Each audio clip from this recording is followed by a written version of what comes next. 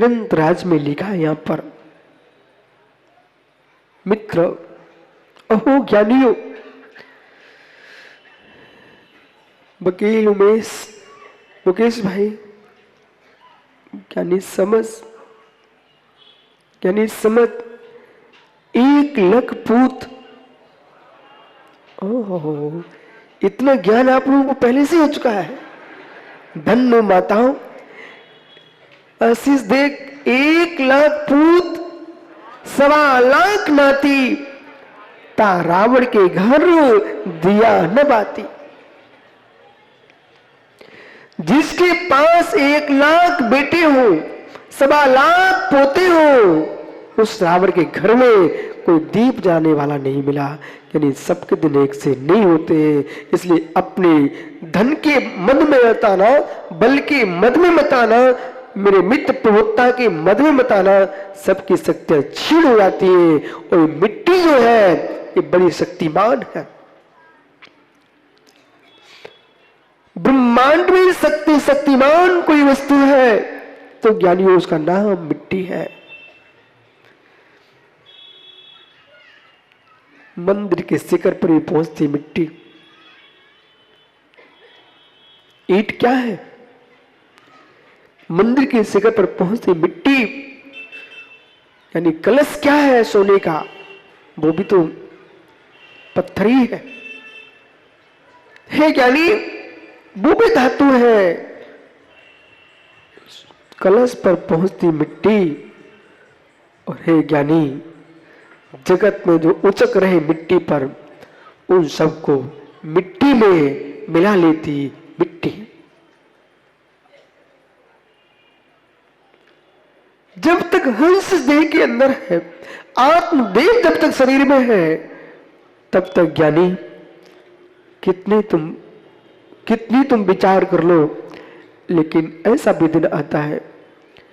भारत की भूमि में कभी आचार्य विद्यानंद स्वामी विचरण करते थे, दिल्ली में विराजमान थे, मित्र थे, नाम शेष। वो चमकता शरीर मिट्टी में मिल चुका है। कभी होते थे आचार्य विमल सागर महाराज, कभी होते थे आचार्य महावीर कीर्ति महाराज, कभी होते थे आचार्य आदि सागर महाराज, कभी होते थे आचार्य शांति सागर महाराज। मित्र इनको ही क्यों, कभी होते थे ज्ञानी भगवान महावीर स्वामी, कभी होते थे ज्ञानी ऋषभ देव, श्री राम। ये बड़े बड़े महापुरुष अनंतानंद 24 इस भूतल पर होकर निकल गई। मित्र चमकते रहे शव और शव विलीन हो गए।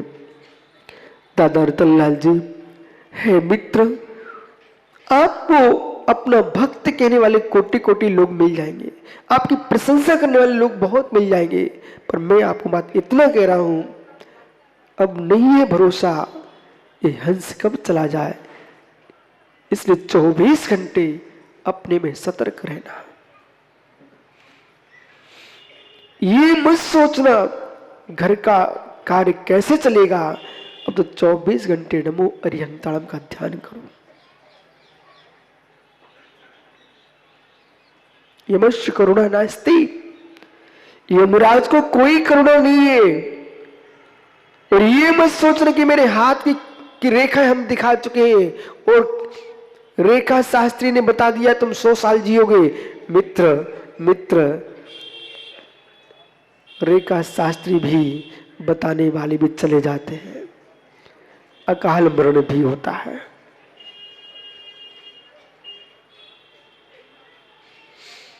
दुनिया की कुंडली बिठाने वाले भदौरिया जी, ऐसे ऐसे लोगों को देखा मैंने जो जगत के ग्रह उतारते थे, जब उनके घर में लग गए तो मेरे पास आए, बोली महाराज बहुत परेशान हूं। हमने ज्ञानी क्या हुआ? बोले स्वामी पूरा घर बर्बाद हो गया। मैंने कहा जब हो ही गया है तो परिग्रह पूरा छोड़ दे तो माला माल हो जाएगा। हे मित्र, सारी विद्याएं क्षोभसम है।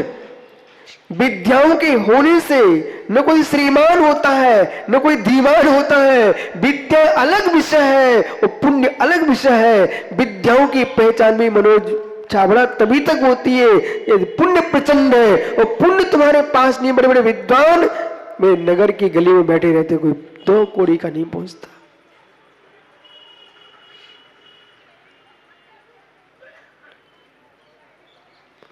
सब कुछ मिलने के साथ समझ तो मिलना चाहिए। सब कुछ मिलने के साथ समझ तो मिलना चाहिए। वो बाजारों में नहीं मिलेगा शिवसेन भैया, वो किसी बाजार में नहीं मिलेगा, ना आपके भिंड में मिलेगा, ना जबलपुर में मिलेगा, ना टीकमगढ़ में मिलेगा, ना ग्वालियर में मिलेगा, कहीं नहीं मिलेगा। यदि वो है कहीं तो मित्र वो आपके भीतर ही है।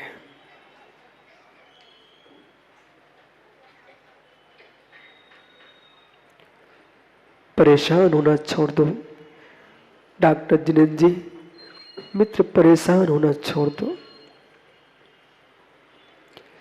सहयोग करना सीखो, किसी के वियोग में रोना मत सीखो। सहयोग करना सीखो, किसी के वियोग में रोना मत सीखो। सहकारिता करना, पर रोने की आवश्यकता नहीं है।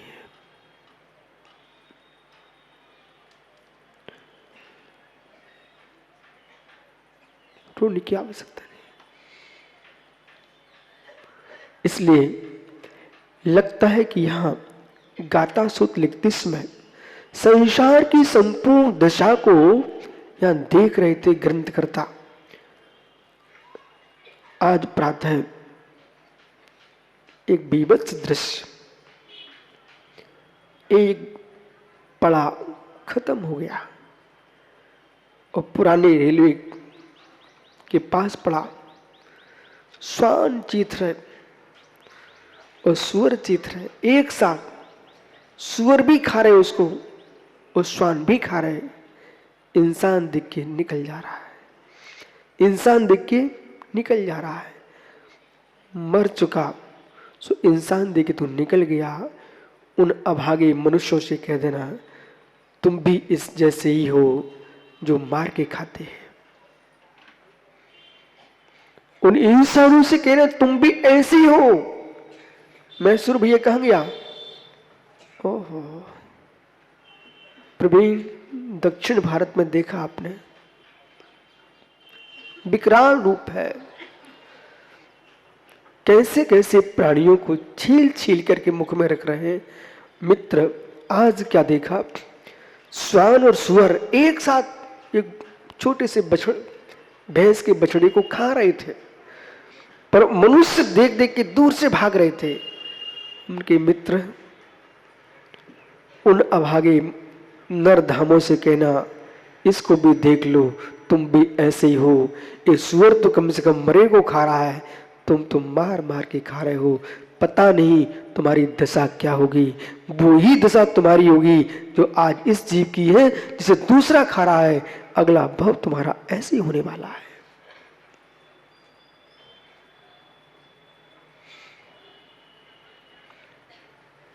विजय आज किसको लाए?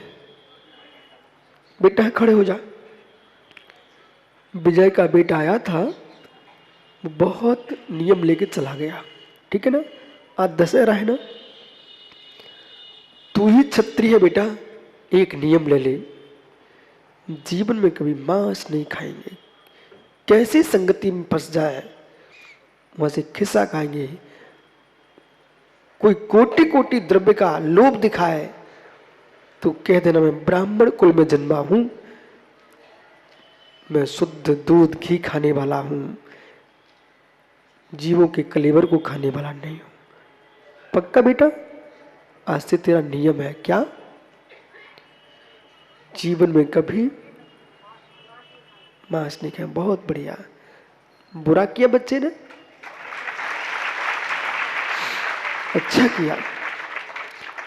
किसी का दशहरा मने ना मने ऋषभ, इस बालक का ही श्रेष्ठ दशहरा है। बहुत अच्छा किया बेटा।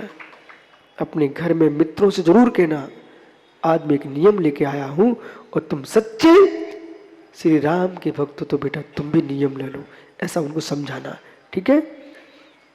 रावण जैसे काम नहीं करना, काम करना तो कैसे, राम जैसे करना। बैठ जा। अरे वो रबचन भैया घर से आया और खाली खाली चला जाता तो माँ पूछती बेटा क्या लेके आए थे। अब वो अच्छे से कहेगा माँ जो जगत में कहीं नहीं मिला है वो लेके मैं आया।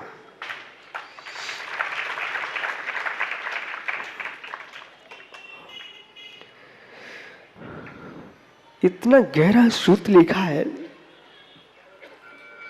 काय वत्समति, हे मित्र, न तस् दुखम वहंती न हुई वित्तमग्गा न स्वयं न बंधा एको संपन्न हुई दुखम कातार मेव अनुजाई कम्मम। गाता सूत्र कह रहा है न तस्य दुखम विभायन्ति, इस जीव के दुख को कोई विभाजित करने वाला नहीं है। ऐसा लग रहा है ये गाथाएं कर्म सूत्र की चल रही है, बिल्कुल गंभीर, जैसे कोई माँ अपने बेटे को समझा रही है, हे लाल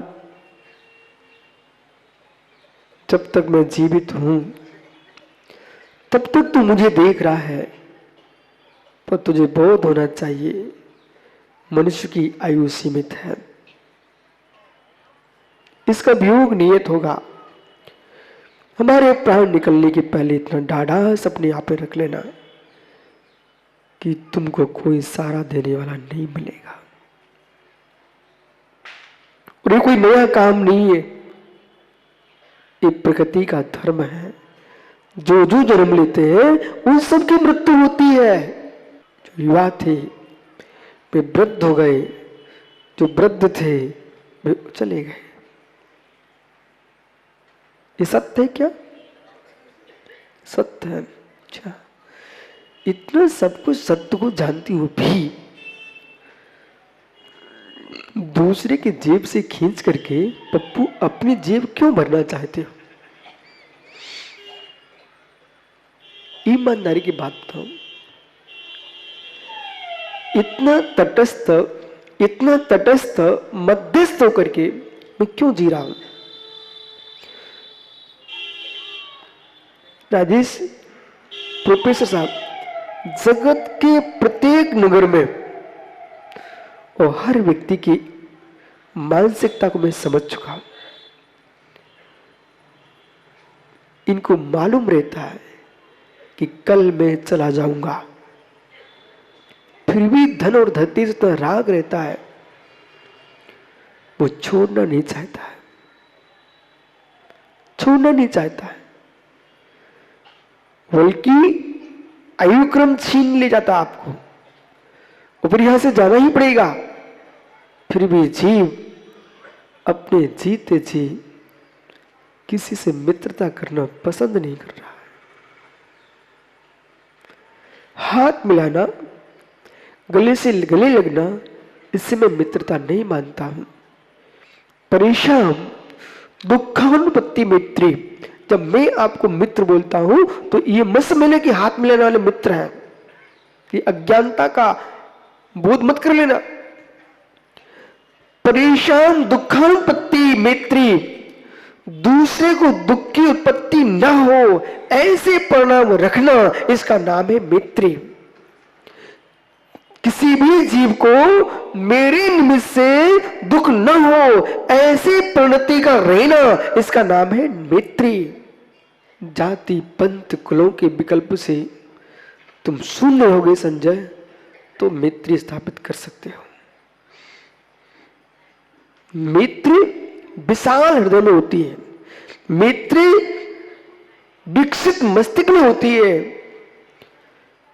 खिलते कमल में भौरा सुगंध का वेदन करता है, खिलते कमल में भौरा सुगंध का वेदन करता है, और बंद होते कमल में अंकुश बेटा भौरे की मृत्यु हो जाती है। ऐसे जितने युवा यहां बैठे उस सभा में, सारे युवाओं से कहना बेटा, तुम किस कुल में जन्मे हो ये तुम सोच के नहीं आए। किस कुल में तुम जन्मे हो ये सोच के नहीं आए हो। ये पूर्व कर्म के नियोग से तुम्हारा जन्म हो गया है। जिस पुण्य से तुमको उज्जवल कुल मिल रहा है उस पुण्य की रक्षा करो। कुल की रक्षा की जरूरत नहीं है, कुल की उज्जवल परंपरा की रक्षा करो। पर जाति के मत में आकर के अगला भाव अपना मत बिगाड़ लेना।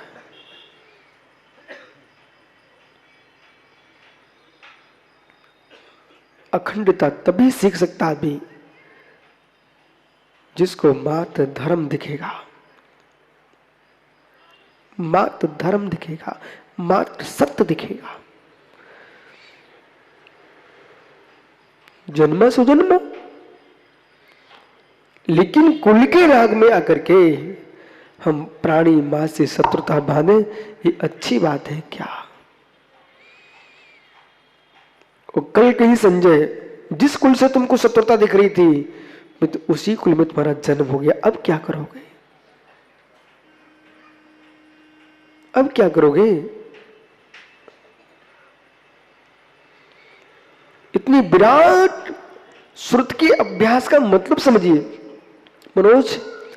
स्वाध्याय का तात्पर्य विकसित हृदय, विकसित मस्तिष्क, संकोच दृष्टि।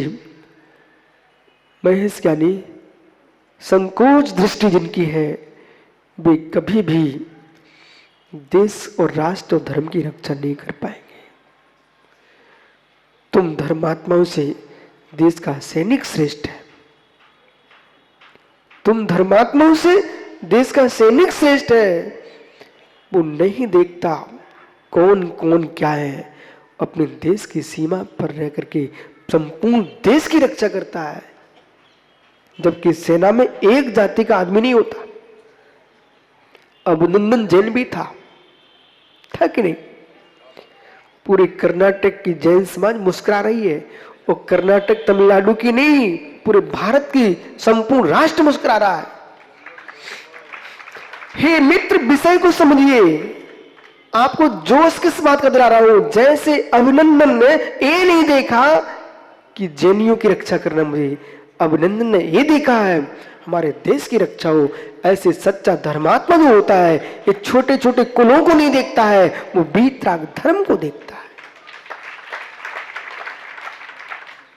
जितने युवा बेटा, आज तुम सबका नियम है, जब छोटा सा बच्चा प्रतिज्ञा ले सकता है तो तुम्हारा भी नियम दशहरा के दिन है।